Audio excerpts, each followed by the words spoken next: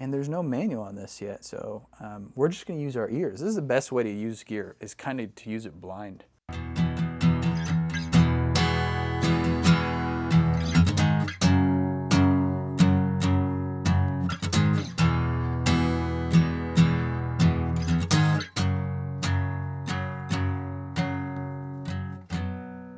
All right, today we're gonna be talking hybrid studio, outboard gear, hardware inserts, all of these studio nerddom. I think that's a word. And so I'm gonna show you what is a hardware insert, how do you use it, how do you mix hybrid, what the heck is a hybrid studio?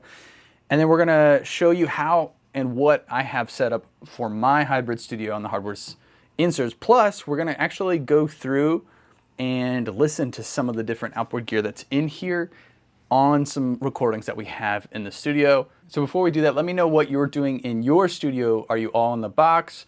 Are you wanting to be out of the box? Are you sort of semi out of the box? Do you have any questions about any of these things?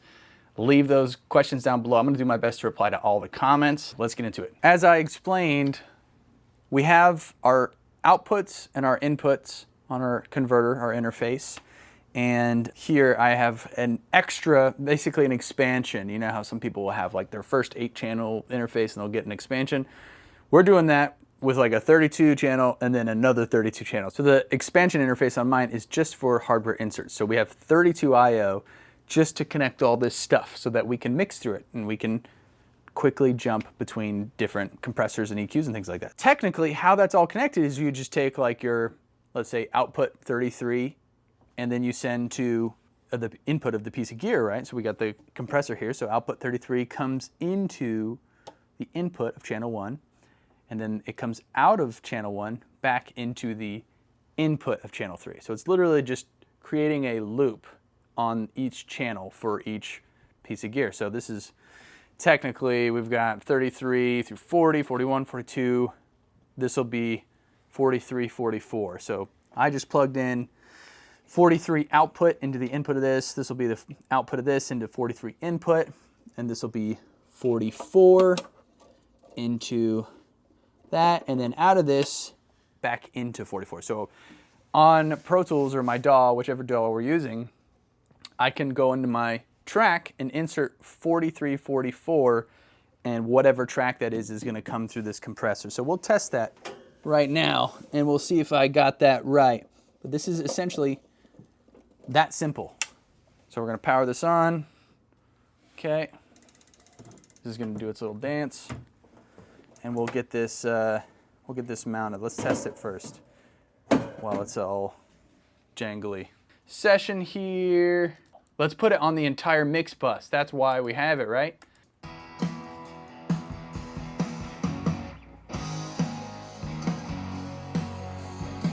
Wow. Okay. So now that this is connected in Pro Tools, I'm going to open up my setup menu, go to IO, input and output, right? And then we go to our insert tab, because what these are going to be are inserts. So I'm going to go down to 43, 44. We're going to label it. We're going to call it SSL bus plus. Once we find the IO that we've connected it to, we can actually name it in here and then go to our track. And I'm going to go to my master fader here, right? And we're going to go, instead of going to plugins, we're going to go down to IO. And you can see down here, SSL bus plus, I can pick that. And if we back up a little bit, we should see, wow, that made a huge difference. Okay. So now we can see we're getting our signal, and we can use the gear and immediately adjust it. Right, so we can squash it. Add some EQ. Right, do the smiley face thing. And then we can get mixing. And then we just repeat this process across every different output and input on our converter to whichever piece of gear we're gonna do. Once it's connected, we go in and we label it like that. So that's how we connect it at the hardware and how we label it in here. Some of you may be wondering about the interface and how that connects. Here in this studio, we are using TT Patchbays. So I have everything in this whole studio, whether it's interface, whether it's preamps, whether it's inputs, outputs, hardware, whether it's summing, it's all goes to here. Even our mic panels where we plug in our microphones all connects to these, right? So we have essentially kind of like a regular studio Patchbay setup. So all of our lines come in at the top. Then we have our preamp inputs, preamp outputs. In a commercial studio, that would be your console, right? And then we have our converter, our interface inputs right here, and then our interface outputs right here. So the way that it works is our interfaces are right here that we're using. And on the backs of these, the way you connect in and out of them is with DB25s. Now, if you've never seen a DB25, I actually get a lot of questions about this in the comments. This is what a DB25 looks like. It's basically one connection, and you have 8 channels. Some people love DB25s, some people hate DB25s. It is what it is. It's eight channels of audio. Now you can put a DB25 on one side and anything you want on the other side. So this snake is 1/4 inch TRS. So you could use this for outboard gear. You could use this for whatever you want. That's 1/4 inch TRS connections, right? But you would essentially have this go to the Patchbay, this go to the gear, or let's say for the interface specifically, right? So you would have your interface would have your inputs. There's 32 channels on this, right? So you're gonna have 4 rows of 8 channels on your inputs and on your outputs on this. And then on the other side, what it's connected to is the Patchbay. So it literally just has 4 DB25 snakes connected to the inputs, and that just goes right here on the Patchbay, right? So 1 through 32 is just plugged straight from here to here on the inputs, and then the outputs are right underneath it, right? So outputs 4 channels or 4 snakes, DB25s, go right to here. So that allows us to basically patch anything we want into our audio interface and out of our audio interface right here at these patch points. Now, most of the time, we don't have to patch anything because the Patchbay normals all the way down, which just means if I plug in a microphone here, it's automatically going to be connected to the mic pre, and it's automatically going to come out of that mic pre, and then it's automatically going to go into the interface. So all I have to do is just know where I'm plugging into at the panel for the microphone, and it goes right to my inputs. Now for the hardware inserts, we're using the expanded audio interface here. This is a Ferrofish A32 Pro. Link in the description. This one is actually awesome. It's just 32 analog I/O. I think you can use this as a standalone interface as well. I've never tried it, but it does have monitor outs to go to speakers, and you can select it as your converter. That would be maybe a fun video to do if I wanted to screw my studio up even more. But right now, this is essentially just operating to the hardware inserts, all this gear in the desk, so that we can do mixing using all of the gear inside of our DAW, right? Because in the old school workflow, you would patch into the gear and it would be on your console, right? But I'm working hybrid. Part of the hybrid thing is we're using outboard analog gear coming in, we're using it on the output, but all of our session is still in the computer, right? So we still have our Pro Tools session or a Logic session where everything is like saved digitally to a hard drive. It's not going to tape. Yeah, we did just get this tape machine here, which pretty soon we'll do some cool fun stuff with this. But right now, it's just a space heater right now, but it does work. I'm excited to, number one, hear what's on this tape. Fun fact, I'll actually plug this. I got this from my neighbor, and this puppy, this Yuri, this is a Rev D original Yuri 1176, or UREI. Some people don't like when you call it Yuri. He basically has a huge collection of gear, hi-fi collector's gear, but there's tape machines, there's compressors, there's EQs, there's all sorts of weird stuff. And I'm just trying to help people who are interested in buying some of that stuff, connect them to my neighbor. So he's got cool stuff like this that I picked up from him. So if you're interested in that, I'll put some sort of link with an email or something that you can contact that person on that. But yes, so hopefully I've explained it well. This is the hybrid thing. You're coming in, we're using analog outboard preamps, but it's normaling down into our converters, going into our DAW, and then on playback, we're coming out of the converters, hitting some different gear for whatever we want to use, and then that goes back into the DAW. That allows us to kind of get the best of both worlds. So I can get automation on my controllers, which I have in the desk up there, and it saves to the session. I don't have to do recalls, but it still allows me to get some of the circuitry, electronics, the different flavors from this outboard gear on here. Once you got it all in place and labeled and you know where you want it, you can commit that to your actual menu of hardware inserts inside the DAW. And if you're like me and you're always changing things, then it's just like constantly chasing it down and updating it. But yeah, so now that we've got things connected, I've explained it. Hopefully you understand. Leave a comment if you have any questions about it.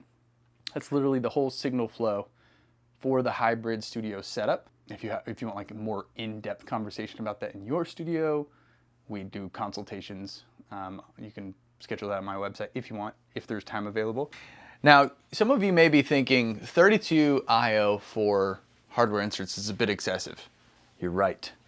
And the reason why we're doing 32 I/O and it is excessive is because of how that workflow is. So I want to show you how my workflow currently is. I'm always changing stuff, you know me. And then I'll show you how you could do it with much fewer I/O. If you look right here, you see all these patch cables, right? That's a lot of patch cables, right? There and there. The way that I'm using it is essentially a one-to-one output, input, channel to one piece of gear, right? So let's say we want to use, you know, this 1176, right? We're coming out, I'm just going to pick a random one here. We're coming out 49, output 49 from the audio interface. Actually, that's the input. The output's here. Comes out, and then we go in to the 1176, right? So this is how it's connected at the Patchbay. And then I come out of the 1176 back to input 49. So we're essentially using one channel for one piece of gear. Now, you don't have to do that. In fact, some people think that's stupid. They think, well, this is actually true. It may actually be stupid. Based on your conversion of your interface, because interfaces have different varying qualities of converters. Every time you insert a piece of hardware, you're doing another layer of conversion. So what that means is like, you're recording, you're going analog to digital, right? So that's one step. And then when you're coming out, you're going digital to audio. So if you're using a hardware insert, you're coming out again to the hardware and then back in. So that is one loop of conversion on your interface, one extra loop to use that piece of gear. So for example, the way I have it set up right now, I might use two different inserts, two hardware inserts on one bus, right? For my drums, I like to use a stereo compressor, and then I'll use an EQ. So that's one loop of conversion to go to the compressor. And then after that insert, I'll do another insert and I'll send to and from the EQ back. So that's two loops of conversion and a total of two, if it's stereo, to 4 channels of I/O to just insert that chain on the drums. So you could use far less I/O if you wanted. Let's say you only had 8 channels of I/O and you wanted to do, but you had a significant amount of gear, you can essentially just build chains, just like you would in your inserts. You just do it at the Patchbay, or if you don't have Patchbay at the gear, but in theory you have Patchbay if you're doing this. So I would do like, I would come out of my drum bus. Let's say this is my drum bus insert. Instead of it being a piece of gear, I would use this insert as my quote unquote drum chain. This would go to the compressor, in the compressor, out of the compressor, and then instead of going back into the interface, I would go to another piece of gear. So then I would go to my EQ, and I'd come out of my EQ, and then I would go back in. So that way, I'm only using one conversion loop and one stereo insert, and I can go to multiple different pieces of gear. That's an alternative if you have fewer inputs and outputs of how you can use more pieces of gear. You just have to manually patch into it. Because I'm so impulsive with what I'm doing, I like to try different stuff, and I don't always want to commit to one chain. I do generally use the same stuff, but every once in a while, I'm like, what happens if we use this compressor instead of that one? Instead of me having to come over here and change the patch, I just select a different insert in Pro Tools. Now, I also am using the Antelope and the Ferrofish for converters, and those are really good converters, like really good. I don't notice any difference, so I love it, and it's just fast and impulsive. So that's the excess of, the way mine's set up. Obviously, you could do that, but if you had fewer I/O available and you just wanted to keep things more dedicated in your workflow, you could do that as well. We want to listen to some of this stuff. I'm gonna pull up some different audio and we'll run it through some of the compressors and EQs so you can hear some of it and kind of see the workflow. But also what we want to do, since this is the newest piece here, on the back, the way you connect to it is a little bit unique. So I'm going to show you what that looks like.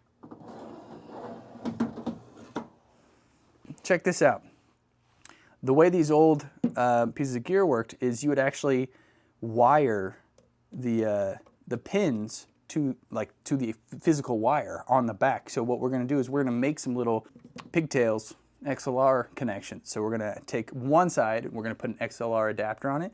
The other side's going to be bare wire, and we're going to screw it into these connections so that we can actually run some audio through this puppy and see if it's working, if it needs to get some work done. I'm sure it does need to get some work done. We looked at the insides and everything is original. There has been no changes since the original circuit on this.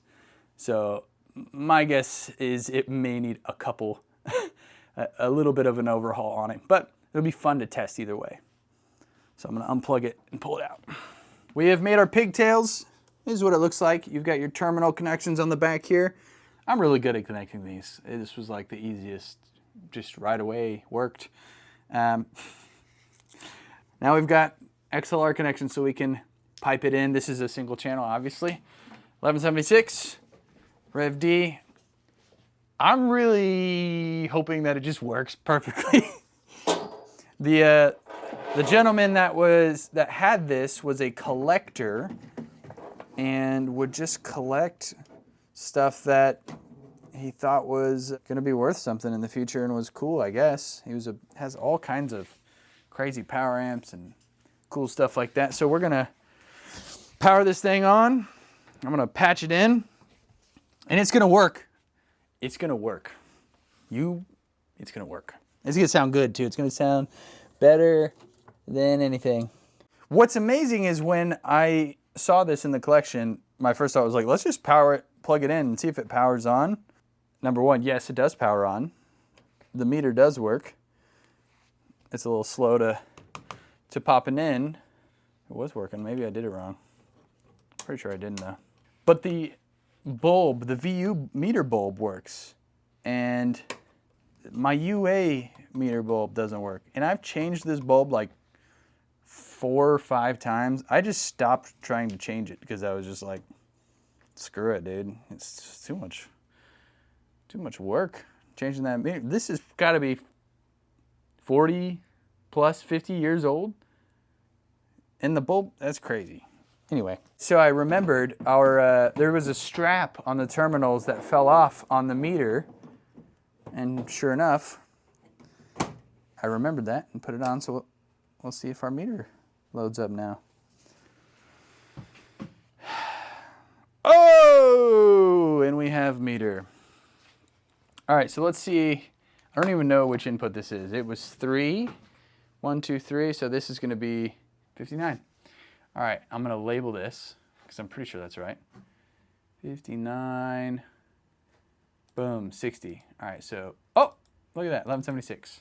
Let's put Yuri now since we have kind of a hodgepodge of 1176s. Yuri, and then the one before it is the UA 1176, and the one before that is the Audioscape 1176. Now we're cooking with grease, and then this is the WA1B. I've got this connected now. We're gonna test it. First thing we're gonna test is the one above it to see if I got this right, which should be bass.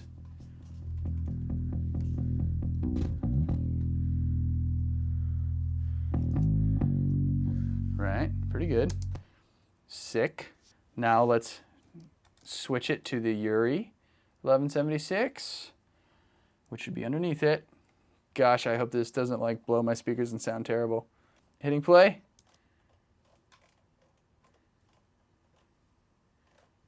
I don't hear anything. Dang it. Dang it, Mom.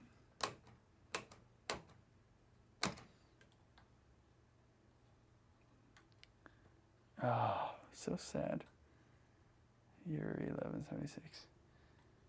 Nothing. Nada. That means we've got something out. But I'm still hopeful. We tested it, all right? Tried it. Just so that we can not look like losers. Let's move it back to the UA.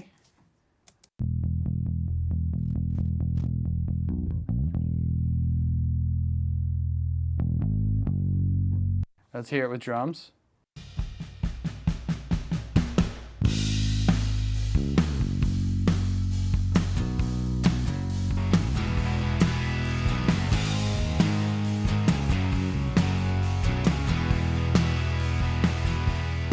Let's jump around between some of this gear so you can see how easy this is. I mean, it is really that easy as like picking the thing and running it through the thing.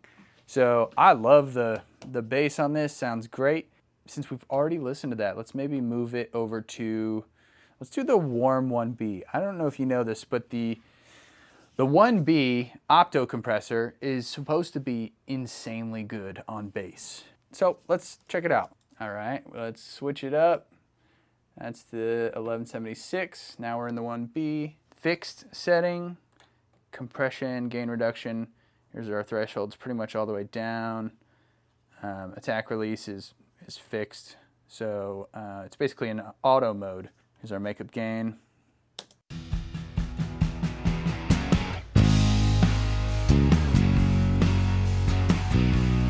Bit louder, we're gonna pull that down a little bit.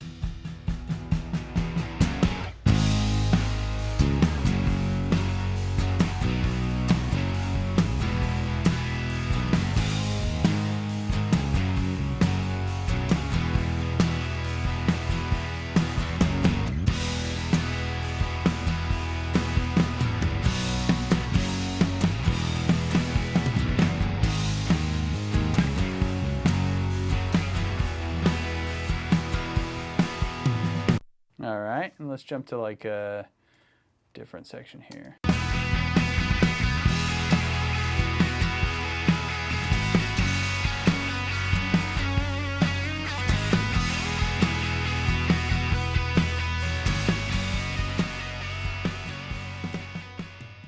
You know, I like outboard gear, obviously.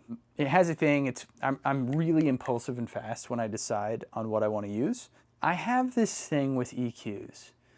And rack space. When you get outboard gear, you really can run out of rack space fast, and I don't want any more racks. We've got enough racks. So I have switched to basically exclusively using 500 series EQs. There is no other EQ in here other than a 500 series EQ. Why? Because I have 9 EQs in 3 rack spaces. And then the 19-inch racks can be used for compressors. This is the craziest waste of space. 1 channel on 3 racks is just, I mean, that thing better be so good. And I will say, this thing is so good. But what I wanted to show you is the EQ I'm using on the bass is this little 500 series Pultec. I've never actually made a video on this, but this sucker is awesome. I'm gonna solo the bass so we can hear it. This is without it.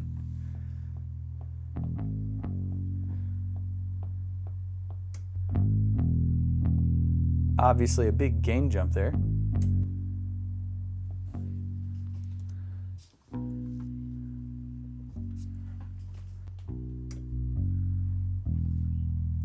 Lots of color, lots of flavor, and yes, gain.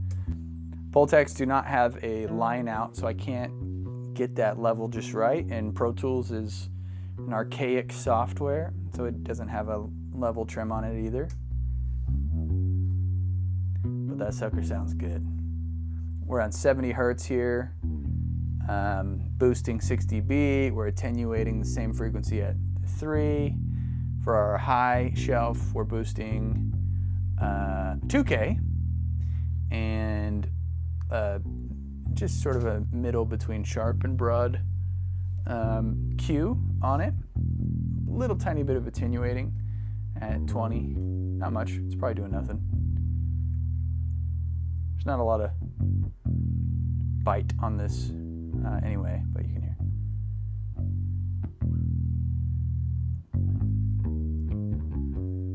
You hear how good that sounds. That's 2K.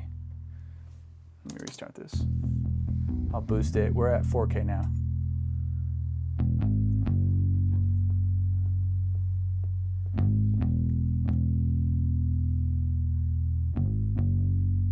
You can hear a lot of good juice on there.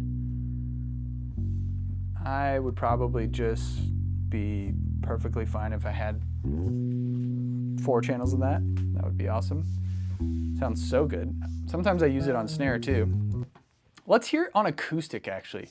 Let's use acoustic. This is a good instrument to test things on, right?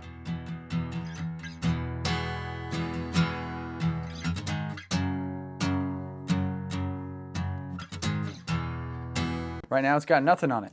I might put a compressor on that puppy since it's in a rockin' mix. What do we got here? We got the A41B, the vocals on that.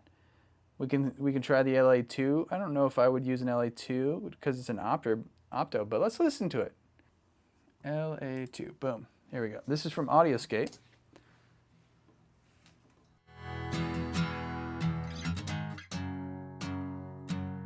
And for anyone who's never used one of these, you have 2 controls. This is great. Gain, peak reduction. It couldn't be any clearer. This is how much you're compressing. We'll switch to the compressor instead of the limiter. And then this is how much makeup gain you have. So if this is down, you got nothing, right? So you can check your level, turning your peak reduction down, and your meter to output, right? Get your level how you want. This is probably the loudest I play in the song. Now we'll go back to gain reduction and we'll adjust our compression level on this meter with this knob.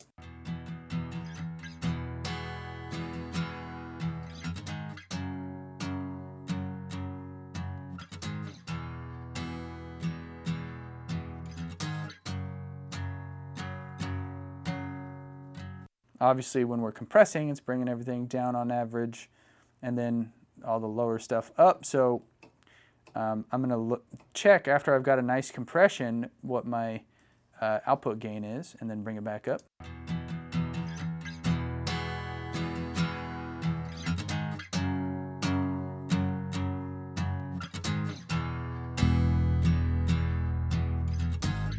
Freaking awesome. Maybe put an EQ on there. Should we do the Wolf Audio EQ? This, if you guys haven't heard of Wolf Audio, Paul Wolf, API, Tone Lux, Wolf Audio, I think there was another one in there. He just is a guy that's constantly striving to make cool freaking gear. These are their Freaks, F-R-E-Q, 500 series EQs. And it's a 4-band, got your low frequency, low mid, high mid, and then high frequency. You've got a couple options in here on your Q. You've got a super narrow Q, and then you've got a wide, I don't know if these are shelves on it. It's not super clear, and there's no manual on this yet, so we're just gonna use our ears. This is the best way to use gear, is kind of to use it blind. The LA2 actually sounded sick on acoustic, so we're gonna leave that. And then we're gonna put the Wolf right after it. We're gonna use this one. Now, I heard something from someone that was like, don't EQ with it in, leave it out and make your moves and then pop it in. And I don't ever do that, so let's try it, that'd be fun.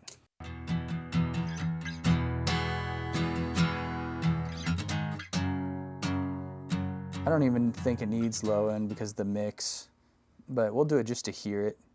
And then we'll do a little bit of top. So we got the 15K. Let me do like 2 dB. We'll be really gentle. I'm gonna put wide on, and then we'll do low frequency. The low goes all the way up to 700 hertz. Of course, we're gonna go like 125-ish. 2 dB on both, and we'll do wide on this too. It's not engaged right now, but I'm gonna engage it at the hardware.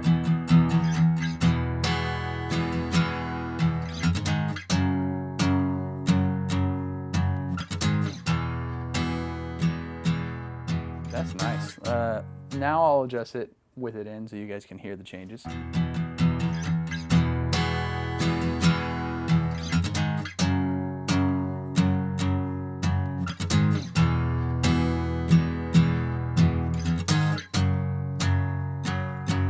Let's move our low shelf up to like 250.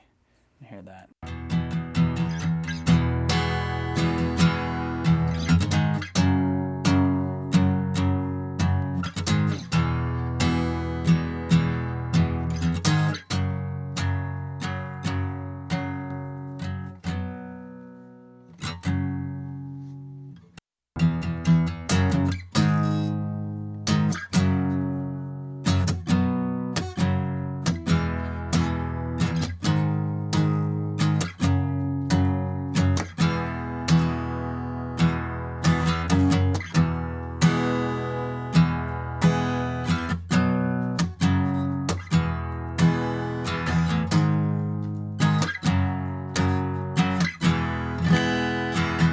This thing sounds good.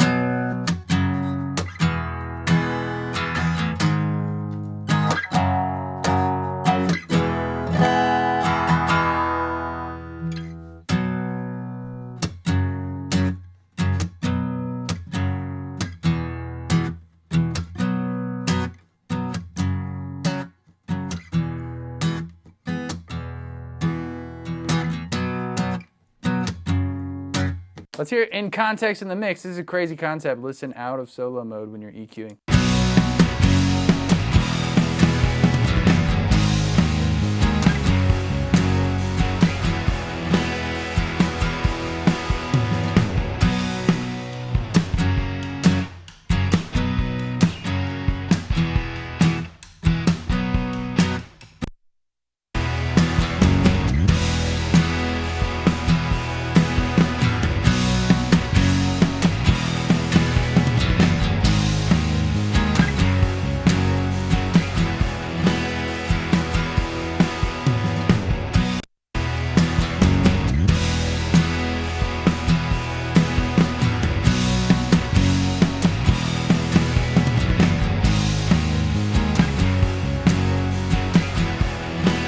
That's how we can do all this stuff. It's nice using outboard gear, obviously, when you're mixing, because it gets you out of the computer. I don't even have to touch this unless I'm flipping solo, and honestly, I could do it right here on my faders as well. Generally, I use the faders for automating and not just jumping through tracks. But yeah, once you get it all set up like this with the interface, you've got your inputs and outputs connected, you assign it, you label them, and then you can insert them at your leisure, move stuff around. It's nice to be able to click and drag an EQ between different tracks or a compressor between different tracks and hear it fast that way, and then come over here and just use your ears. So if you have any questions, leave them down below. I'm gonna do my best to reply to all the comments. Yeah, that's it.